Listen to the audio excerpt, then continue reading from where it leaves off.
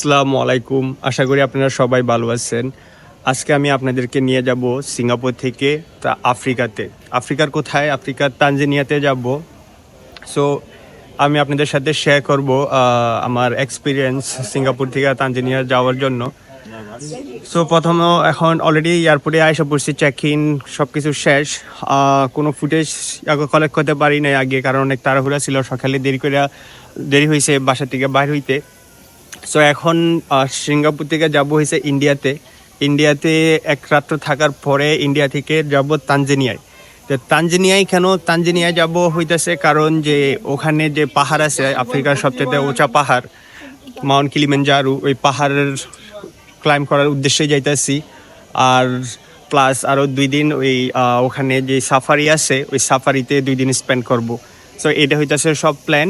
So এখন আরও 40 মিনিটের মতো আছে ফ্লাইটের জন্য। সো হালকা একটু ঘুরবো আর কিছু টাকা উঠান লাগবো। সো টাকা উঠানোর পরে তারপরে ফ্লাইটে যাব ইন্ডিয়াতে।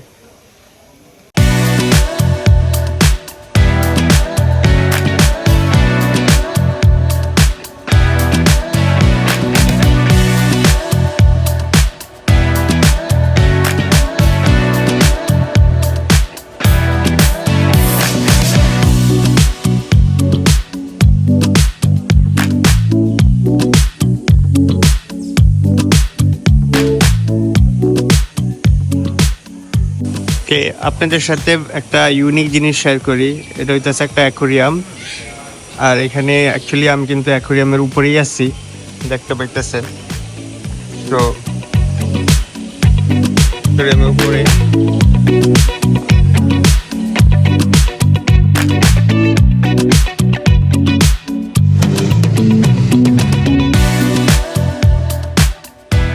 আমার গেট নাম্বার হইতেছে F52।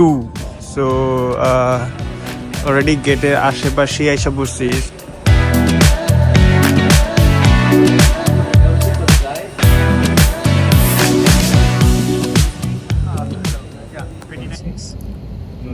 প্লেনে উঠে গেছি, আর মেবি 5-10 মিনিটের মধ্যেই প্লেন ছাড়বো। সো এখান থেকে বোম্বাই অ্যাবাউট 5 ঘন্টা। তো 5 ঘন্টার জন্য সিট মোটামুটি ঠিক আছে, বা দেখি সার্ভিস কেমন হয়। এবারই আমার প্রথম এয়ার ইন্ডিয়াতে ট্রাভেলিং করতেছি। সো আপনাদের সাথে ডেফিনেটলি শেয়ার করব যে ওদের সার্ভিস, তারপরে খাবারের মান কিরকম।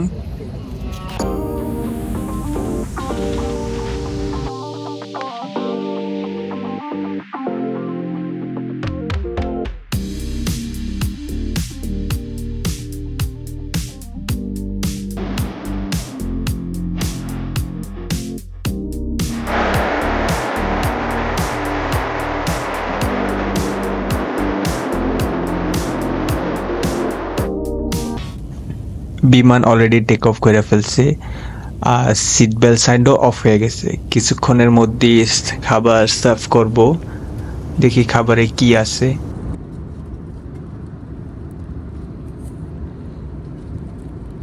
চিকেন কারি আর রাইস আর সালাড, পেস্ট্রি, রুটি আর ড্রিঙ্কস। খাবারের অপশনের মধ্যে ছিল চিকেন কারি, রাইস আর আরেকটা ছিল ভেজিটেরিয়ান অপশন। সো আমি ভেজিটেরিয়ান অপশন নেই। খাবার খাবো, আর খাবারের সাথে কিছু না দেখলে কি হয়। সো কিছু হিন্দি ছবি স্ক্রল করতেছি, খাবো আর ছবি দেখবো। আর এখন খাওয়ার শেষে একটা ঘুম দিব পৌঁছানো পর্যন্ত।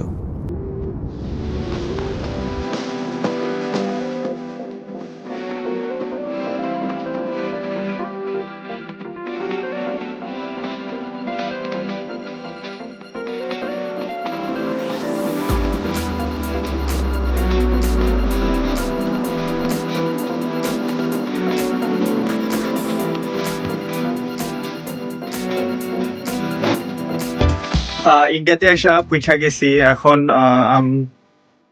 যা হোটেলে চেক ইন করবো। হোটেলে চেক ইন করার পরে আমার একটা ফ্রেন্ড আছে এখানে, যার সাথে সিঙ্গাপুরে একসাথে হোস্টেলে থাকতাম।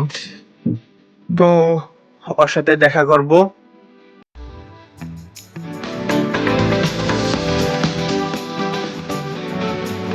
ওভারঅল এয়ার ইন্ডিয়া এয়ারলাইন্সের এক্সপিরিয়েন্স অতটা ভালো ছিল না। প্লেনের সিট ঠিকঠাক ছিল, খাবারের মান খুবই খারাপ। রাইস চিকেন কারি ছিল, যেটাতে লবণ বেশি হয়েছে। ওভারঅল যে কেবিন ক্রু, তাদের কথাবার্তা ওরকম প্রফেশনাল না। সো আমার ফ্লাই করা যত এয়ারলাইন্স আছে তাদের সবচেয়ে খারাপ যেগুলো, ওগুলোর মধ্যে ইন্ডিয়ান এয়ারলাইন্স হয়েছে একটা।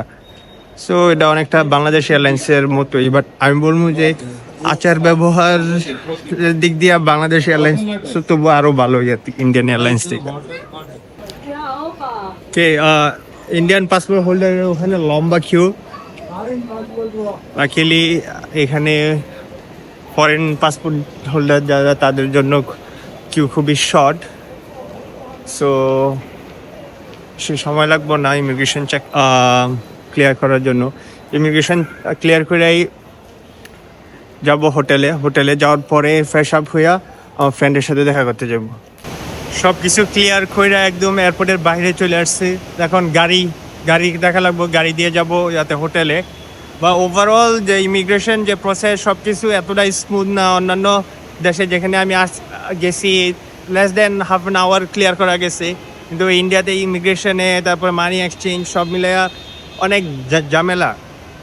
ওভারঅল বেশি স্মুথ না। टैक्सी अवेलेबल है?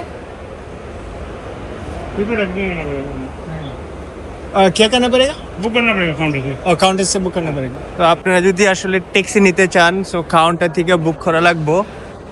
দেন টোকন নিয়ে আইসা ট্যাক্সির ড্রাইভারকে দিলে ট্যাক্সি ড্রাইভার আপনাকে নিয়ে যাবো। 250 রুপি দেওয়ার টোকেন নিছি গাড়ির জন্য। এখন আর ডাইরেক্ট হোটেলে যাব, হোটেলে যাই আর ফ্রেশ আপ হব।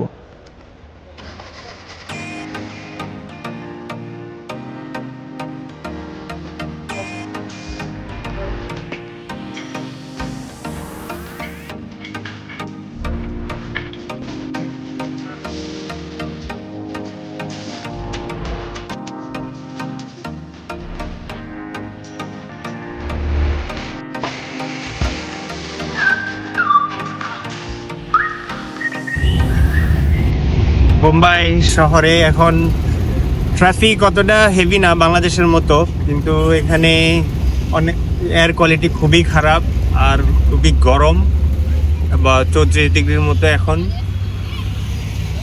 ধুলবালু অতটা নাই, বাংলাদেশের সাথে কম্পেয়ার করলে অতটা নাই, বা যদি অন্যান্য দেশের সাথে কম্পেয়ার করলে অনেক ধুলবালু। সো এটা নিছি এই গাড়ি অ্যাবাউট 10 মিনিট ডিস্টেন্সের জন্য 250 রুপি রাখছে কাউন্টার থেকে কাটা।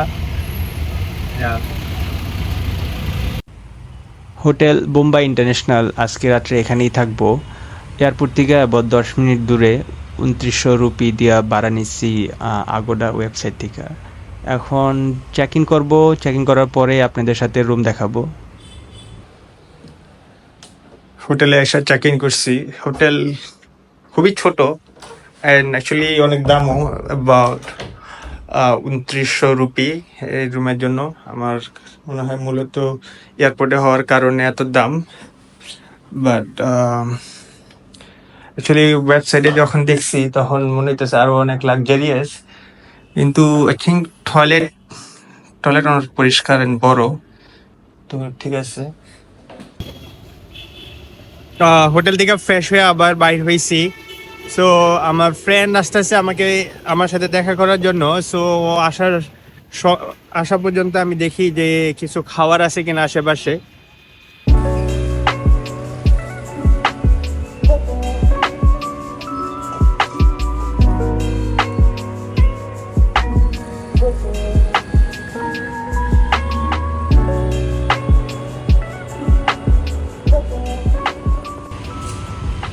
বেশি কিছু খাবো না, তসে খাবো। অনেক ধরনের তসে আছে, ঘি তসে, মশলা তসে, আর তসের লগে ইয়েও আছে, পেঁয়াজু বাডা, অনেক ধরনের খাবার আছে। আর মশলাটি তো তুলনায় নাই, খুবই মজা। 5 রুপি অথবা 10 রুপির মধ্যে পাওয়া যায়, ডিপেন্ড করে সাইজ। আর পেঁয়াজুও খুবই মজা ছিল, আর জিলাপি। অনেক সময় আমরা হিন্দি ছবিতে দেখে থাকি যে মালের দোকানে খুবই ভিড় জমায়, বাস্তবে আসলে এরকম। আমার ফ্রেন্ডের হালকা কিছু কাজ ছিল, সেজন্য ওর আসতে দেরি হয়েছে। আর এখন আসি মেরিন ড্রাইভে। মেরিন ড্রাইভ বলিউডের সব সেলিব্রিটিরা যেখানে থাকে আর কি। বামে সমুদ্র আর ডাইন পাশে সব বাসা। আমার ফ্রেন্ড আকাশ, ও ক্যামেরা শাই, সেজন্য ওকে দেখাই নাই। আর এখন আসি শাহরুখ খানের বাসার সামনে মান্নাতে। এখন বাজে রাত 1:30। দেখেন কত ক্রাউড, মানুষ ভিড় জমাইতেছে ওর বাসার সামনে। আজকের জন্য এই পর্যন্তই। আমি এখন চলে যাব হোটেলে, যাই রেস্ট করা লাগবো, কারণ কালকে সকালে তানজানিয়ার জন্য ফ্লাইট আছে। যদি ভিডিও পছন্দ হয়ে থাকে তাহলে do like and subscribe please.